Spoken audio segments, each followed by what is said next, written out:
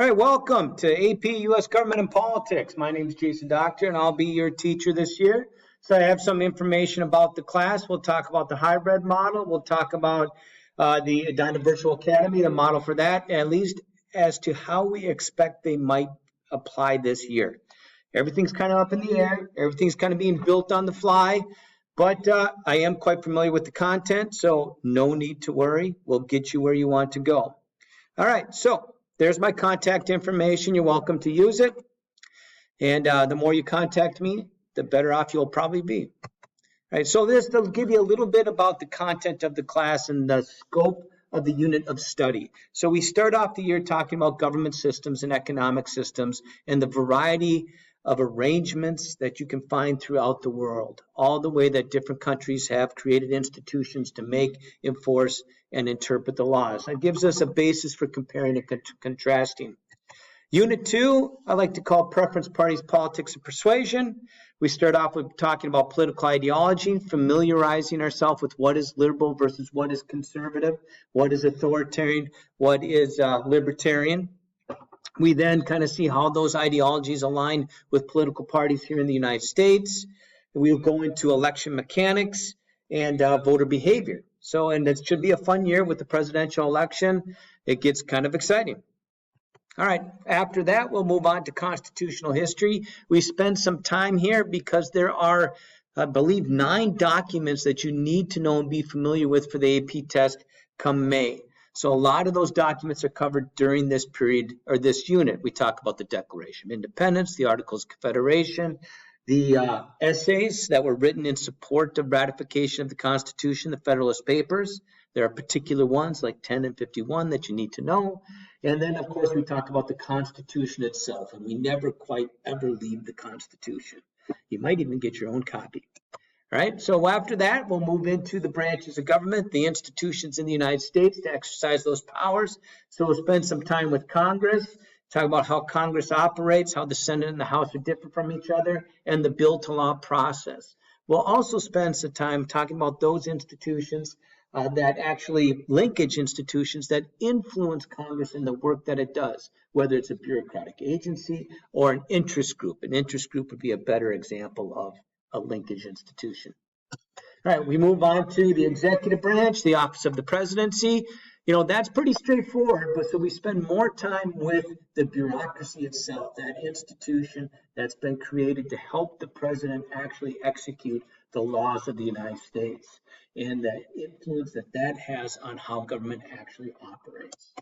We'll kind of end the year with our study of the Supreme Court, the process by which cases get to be heard before the Supreme Court, what happens during that time period, like how they're heard, the arguments that are made, and then the opinions that are written and how they actually shape our country. There are, I forget the number now, but I think there's 15 Supreme Court cases that you have to be extremely familiar with because there's a particular FRQ, a free response question that you'll be asked to write.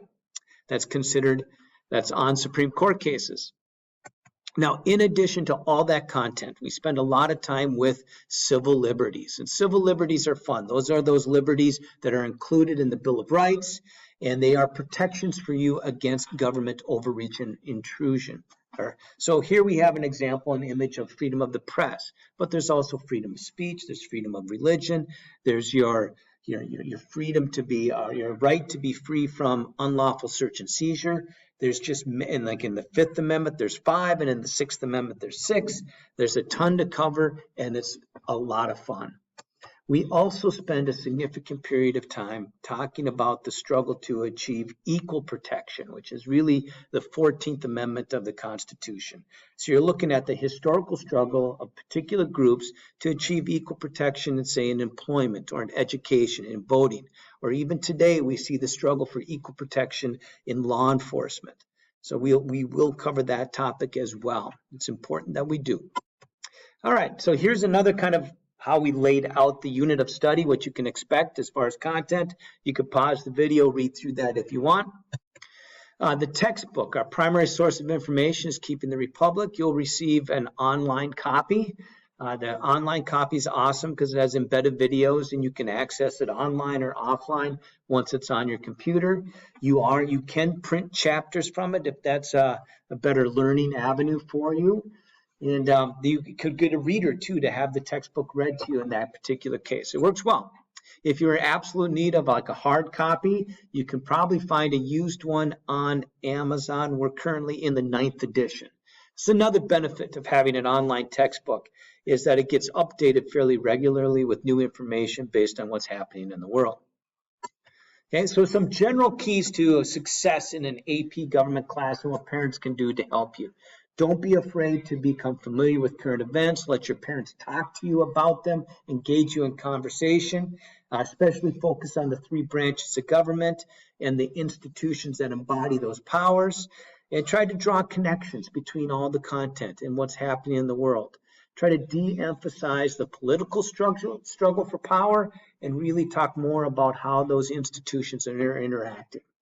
Enjoy the class first and foremost. Don't worry about the test. The test will take care of itself. If you're engaged in the class, if you're engaged in learning how to write these free response questions, you will do well. Okay, the class itself and the content is fascinating. Otherwise, I wouldn't be teaching it, right? Okay, vocab. We have an assignment. It's called identifications, IDs for short. If you do that with fidelity, you will have success in the class. Okay? And then, of course, don't be afraid to ask for help. You can email me. I will get back to you when I can. Okay? And I do have office hours, whether they will be, digital office hours. You can join me via that avenue as well. And I'll probably have physical office hours in school as well. All right. Some keys in the hybrid or distance world. So some things that, whether you're going to be in class or outside of class, for all students, read the textbook. You just have to read the textbook. You got to take notes, okay? Complete your IDs assignment. Use outside resources. There's a link to some here. Screencast videos that I make, ones that are embedded in your textbook. Take notes. Just don't watch them. Take some notes, okay? And the more you interact with your notes, the more you go back and revise them, the better tool they will be for you. Ask questions, okay? And finally, the last one is huge. Find someone to study with. Create a study group, okay? A digital study group, some people that you get together with online in the virtual world, before a big unit final and you study, you will be surprised at how well that works for people. All right, grading. In AP, it's 90% summative, 10% formative. That's pretty straightforward. Assessments are generally going to be a unit final with an FRQ and projects. Okay, formative assessments is just your daily work that you do in class. Retakes are available on summative assignments. Okay, you can only earn up to 75% though, so you want to make sure you study the first time around. You are required to actually complete the retake prior to the next unit's final. So that's according to the school policy. So just be on top of it. Everybody retakes an AP at one point in time or another. So don't be afraid to, okay? And it will improve your score. Even if you're sitting there at 73%, retake. If you don't see the benefit right away in your grade, you will down the road when you take the AP test. You'll be just that much more prepared, okay? The hybrid process. Now, this is just kind of spitballing how it might work, how it might play out. Okay, so homework and readings will be posted on Schoology. We've been told to kind of build the class as if it were an online class, so that really that face-to-face time is going to be reserved for discussion, individual help, question and answers, maybe some additional instruction where we go a little bit deeper, but essentially bring your questions. On the days that we're face-to-face, make sure you come to class with possible questions to ask on what we talked about or what you might not have understood with the content that was delivered digitally, okay? All right, and we also might take some of that face-to-face time to enjoy or to engage with our EVA classmates in a more synchronous session as well. And there will also possibly be some simulations that we do face-to-face. Okay, EVA process, I will meet with you synchronously twice a week. You can expect that. It could be on Wednesday. So you might have heard that Wednesday is an asynchronous day. Don't think of it that way. Think of it more as a flex day, where if you are an Edina Virtual Academy student, you might be asked to kind of check in with me. Check Schoology every day for assignments and activities. Occasionally, boom, boom, boom. Yeah, I'll give you a moment just to kind of read through the slide. Again, you'll have to have some grace with us as we construct this model. So I will have hybrid students and Edina Virtual Academy students in the same class at the same time. And sometimes you'll be working, I'll be working with one group, the other group will be working asynchronously. Sometimes we'll be working synchronously together. We'll just have to see how it plays out and how it works. Okay, the AP test. Again, you're more engaged in the content of the class rather than the test, but the test is all you can. It's an avenue for receiving college credit. So, we want everybody to take the test. We want everybody to be successful with the test.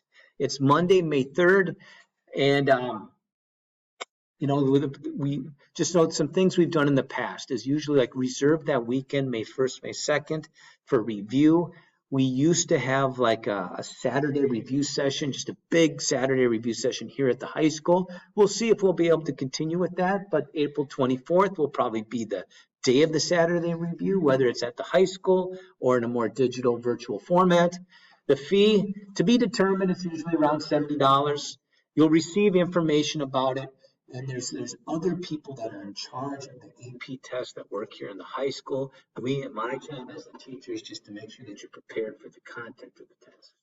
Test itself is 2 parts. There's a multiple choice section that's 55 questions. And then there's 4 FRQs. And we practice for these FRQs a lot. There are 4 different types of FRQs. They're listed right there. The strategies for writing them is all a little bit different. Edina students typically do extremely well on those FRQs, okay?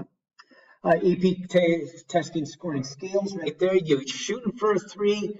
You're shooting for a 5. You're satisfied with the 3. Okay, that's what we want every student to achieve is a 3, because then it's possible that you will receive college credit for it. Okay, it depends on the institution that you're going to matriculate to.